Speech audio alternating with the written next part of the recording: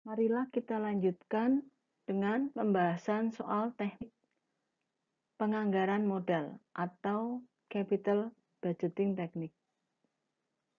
Rumus-rumus yang akan kita pakai di dalam penganggaran modal atau capital budgeting adalah sebagai berikut. Untuk menilai kelayakan proyek, A, payback period atau PP sama dengan investasi tahun ke-0 per cash flow. Kemudian yang B, discounted payback period. DPP sama dengan I0 atau investasi tahun ke-0 dibagi discounted cash flow. Yang C, accounting rate of return atau AR sama dengan sigma NT sama dengan 1 cash flow tahun ke T per N dikali I0.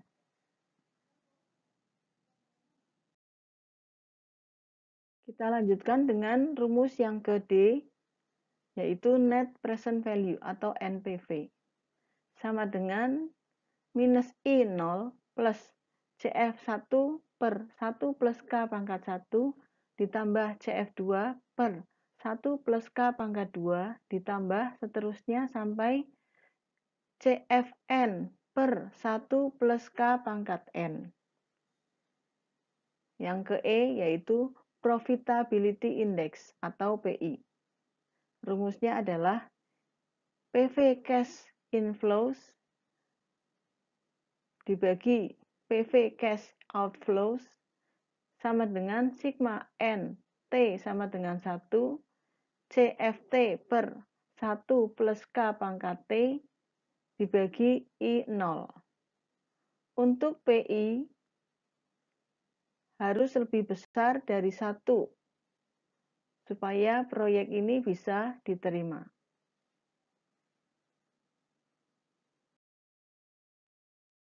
Kita lanjutkan dengan rumus yang ke F, yaitu internal rate of return NPV sama dengan 0. Jadi untuk rumus internal rate of return ini NPV-nya sama dengan 0. Sama dengan CF0 plus CF1 per 1 plus IRR pangkat 1 plus CF2 per 1 plus IRR pangkat 2 plus seterusnya sampai CFN per 1 plus K pangkat N. Ini sama dengan 0. Atau sigma NT sama dengan 0, CFT per 1 plus IRR pangkat T sama dengan 0. Yang G yaitu Modified Internal Rate of Return. I0 sama dengan sigma NT sama dengan 1, CFT 1 plus K pangkat N minus T per 1 plus MIRR pangkat N.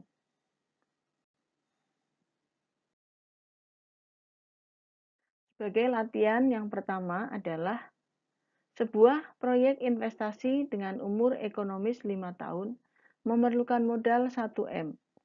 Berturut-turut cash inflow yang diharapkan adalah 300 juta per tahun selama 4 tahun pertama dan 500 juta untuk tahun terakhir. Dengan biaya modal sebesar 12%, tentukan apakah proyek layak dijalankan atau tidak. Berdasarkan net present value, payback period, discounted payback period, profitability index, dan internal rate of return. Mari kita lihat perhitungan yang A, net present value. Kita masukkan rumus minus 1M plus present value dari 300.000 dengan bunga 12%,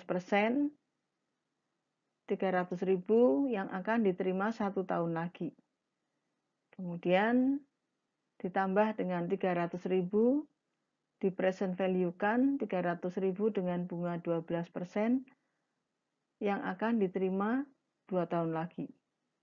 Ditambahkan dengan 300.000 yang akan diterima 3 tahun lagi, kita present value-kan dengan bunga 12%, ditambah 300.000 lagi, tapi yang akan diterima untuk 4 tahun mendatang dengan bunga 12%.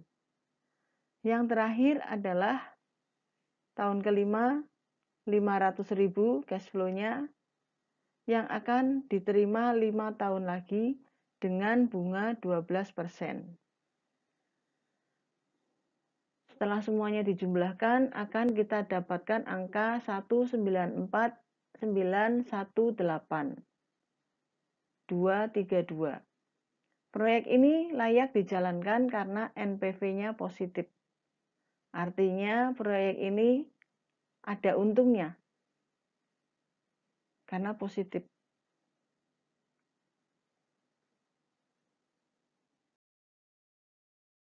Kita lanjutkan dengan yang B, payback period. Jadi kita hitung PP sama dengan 3 tahun plus 100 juta per 300 juta, yaitu sama dengan 3,33 tahun. Proyek ini layak dijalankan dengan evaluasi payback period karena PP-nya kurang dari 5 tahun. 5 tahun adalah umur proyek. Mari kita cermati secara terperinci cara menghitungnya. Jadi tahun ke-0 mengeluarkan modal 1M. Kemudian tahun pertama mendapatkan uang 300 juta. Jadi modal yang belum kembali adalah 700 juta. Dilanjutkan tahun kedua menerima uang lagi atau cash flow 300 juta. Jadi modal yang belum kembali dikurangkan menjadi 400 juta minus karena masih mengeluarkan uang. Kemudian tahun ketiga 300 juta cash flow-nya. Jadi secara kumulatif cash flow-nya antara out cash flow dan in cash flow kumulatif menjadi 100 juta.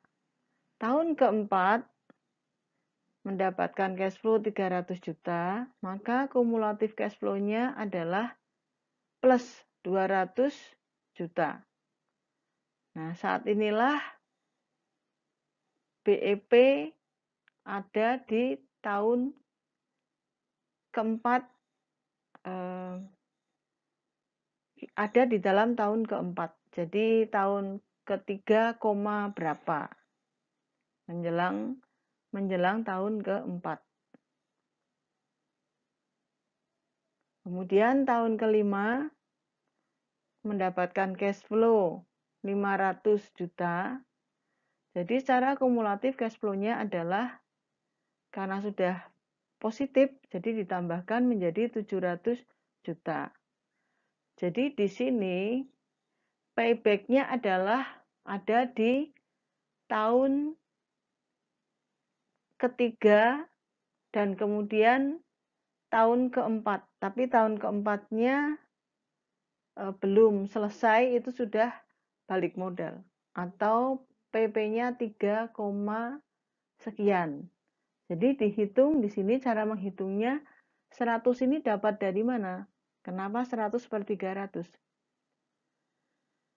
100 ini didapatkan dari pada saat tahun ketiga ini masih minus 100. Jadi pada saat tahun keempat BEP-nya kan kurang 100. Maka akan kita cari sebesar 100 itu kira-kira proporsionalnya di tahun keempat itu setahun di tahun keempat itu berapa lama?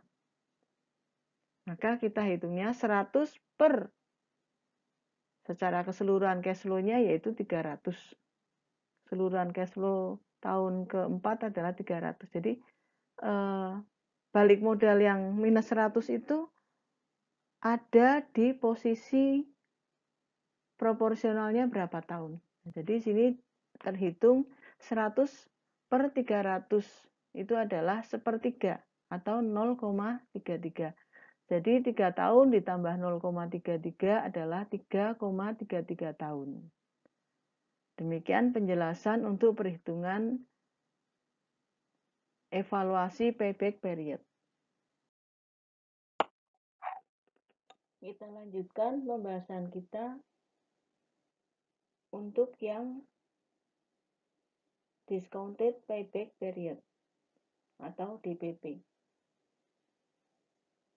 Jadi untuk discounted payback period ini sebenarnya perhitungannya sama dengan payback period.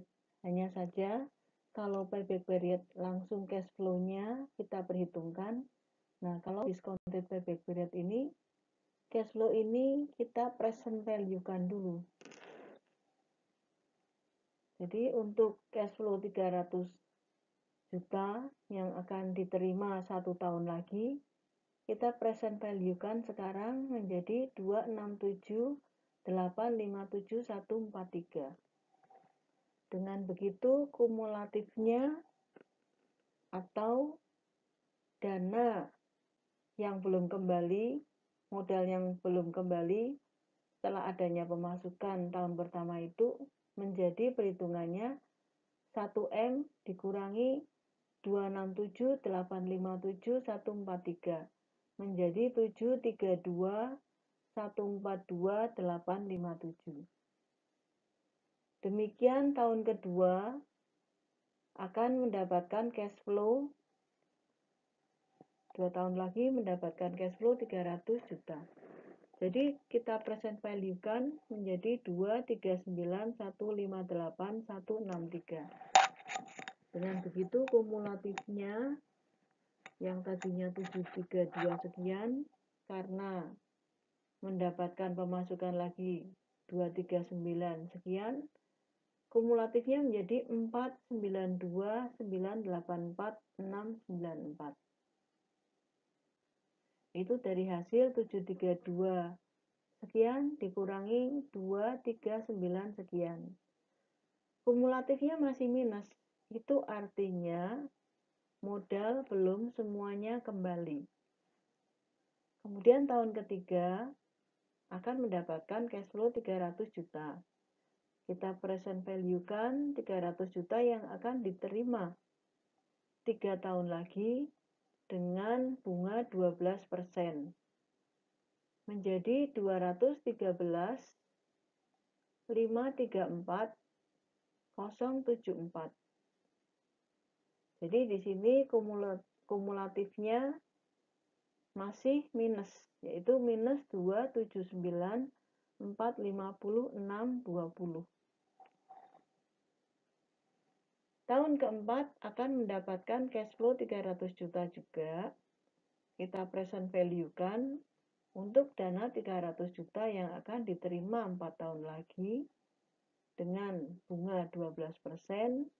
Present value-nya adalah nilainya 190,655,424. Kumulatifnya masih minus karena 279 dikurangi 190 masih minus 88,795,196. Barulah pada tahun kelima ini terjadi break even dan kemudian positif. Untuk cash flow 500 juta dengan bunga 12%, 500 juta yang akan diterima 5 tahun lagi, present value-nya adalah 283,713,428. Kumulatifnya plus 194,918,232. Dari sini kita tahu payback period-nya secara discounted, yaitu discounted payback period, sama dengan 4 tahun plus 88,795,196 per 283,713,428 sama dengan 4,31 tahun. Proyek ini layak dijalankan karena kurang dari 5 tahun. Break even-nya kurang dari 5 tahun dan sampai 5 tahun mendapatkan keuntungan. Kalau sampai 5 tahun itu masih minus, itu artinya modal saja belum kembali-kembali, tetapi proyek sudah berakhir. Itu berarti proyek itu rugi, karena itu tidak dijalankan. Dalam kasus ini, proyek ini layak dijalankan, karena break even pada saat tahun kelima belum berakhir, tapi seluruh tahun kelima pada saat akhir tahun kelima itu plus, yaitu plus 194,918,232 lagi tadi. Nah, untuk mencari proporsional berapa tepatnya break even ini di tahun kelima ini, maka kita hitung perbandingannya. Jadi 88,795,196 tadi dibagi dengan 283,713,428. Jadi kita hitung secara tepatnya ada di 0,31 tahun. Kita tambahkan dengan 4 tahun sebelumnya 4,31. Jadi diperhitungkan pada tahun ke-4,31 itu terjadi BEP, payback-nya 0. Jadi modalnya sudah kembali semua. Sisa waktu yang 0,69 inilah terjadi keuntungan. Karena ini proyek ini dikatakan layak dijalankan. Oke, mari kita lanjut ke yang D, yaitu Profitability Index atau PI. PI ini rumusnya adalah present value cash inflows dibandingkan dengan present value cash outflows. Di sini kita hitung 1,918,232 dibagi dengan 1M. Didapatkan hasil indeksnya adalah 1,1949. Proyek ini layak dijalankan karena secara metode profitability index lebih besar dari 1. Artinya pada saat nilai sama dengan 1 itulah sama dengan modalnya. Kalau lebih dari 1 berarti itu ada keuntungan di situ. Keuntungannya adalah ini 0,1949. Karena ada keuntungan, maka proyek ini layak dijalankan.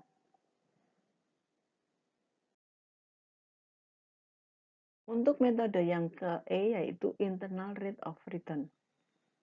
Kita menghitung di sini NPV sama dengan 0. Dan akan kita cari berapa persen IRR-nya.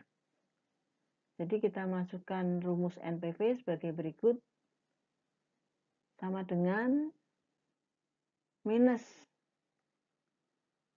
1M plus 300 juta per 1 plus IRR pangkat 1 plus 300 juta per 1 plus IRR pangkat 2 plus 300 juta per 1 plus IRR pangkat 3 plus 300 juta per 1 plus IRR pangkat 4 plus 500 juta per 1 plus IRR pangkat 5 sama dengan 0. Jadi akan kita dapatkan nilai IRR-nya adalah di antara 19% dan 20%. Bila IRR-nya 20%, NPV akan kita dapatkan minus 22.440.844. Bila IRR-nya 19%, itu di NPV 1.100.341. Maka akan kita cari berapa. Ini 19, berapa.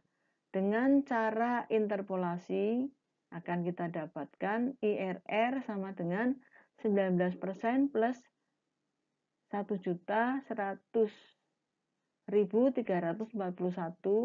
dibagi 1.100.341 plus 22.440.844 dikali 20% minus 19%. Akan kita dapatkan angka 19,05%. Nah, proyek ini dengan metode internal rate of return layak dijalankan karena lebih dari K, yaitu K kan 12%. Jadi di sini kan 19,05%. Demikian untuk metode internal rate of return. Untuk latihan yang kedua sebagai berikut. Sebuah truk baru dengan umur ekonomis 3 tahun memiliki harga pasar $10.000. Depresiasi menggunakan metode garis lurus. Nilai sisa $1.000 dan investasi pada modal kerja awal adalah $3.000. Truk tersebut dapat menghasilkan revenue $28.000 per tahun dan operating cost-nya adalah $20.000 per tahun. Tax adalah 40%. Biaya modal atas truk adalah 10%. Apakah truk tersebut layak dibeli berdasarkan analisis NPV? Akan kita bahas soal latihan kedua ini. Jadi depresiasi per tahun kita hitung sebagai berikut. 10.000 dikurangi 1.000 dibagi 3 tahun. Kita dapatkan angka $3.000. Kemudian initial cash flow-nya adalah sebagai berikut. Harga beli mesin $10.000. Kemudian ditambah tambahan modal kerja bersih sebesar $3.000. Jadi initial cash flow-nya atau investasi tahun ke-0-nya adalah $13.000.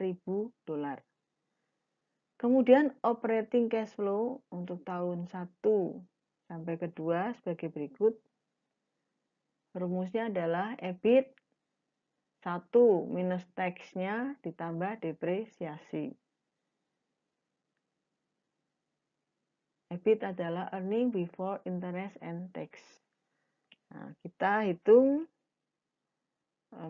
untuk EBIT ini revenue, earningnya revenue kurangi biaya operasional dikurangi depresiasi.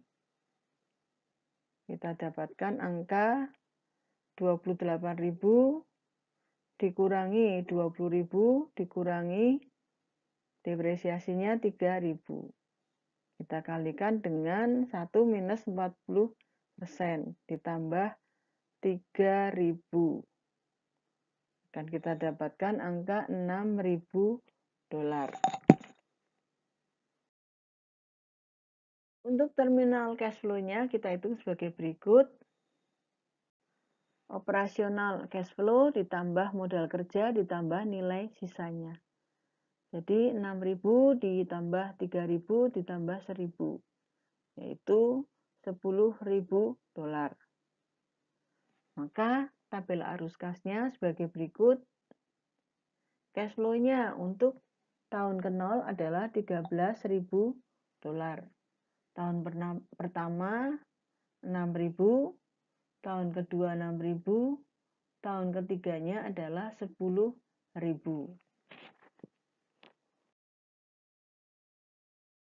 Jadi cash flow yang ada di tabel dari tahun ke-0 sampai tahun ketiga akan kita hitung NPV-nya.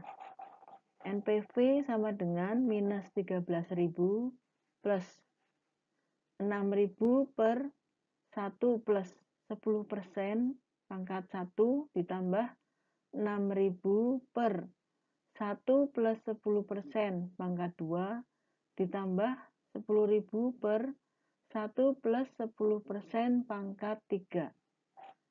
Kita dapatkan perhitungan NPV-nya sama dengan 4.926,37 dolar. Jadi dari hasil NPV ini kesimpulannya adalah truk tersebut layak dibeli karena menghasilkan NPV positif.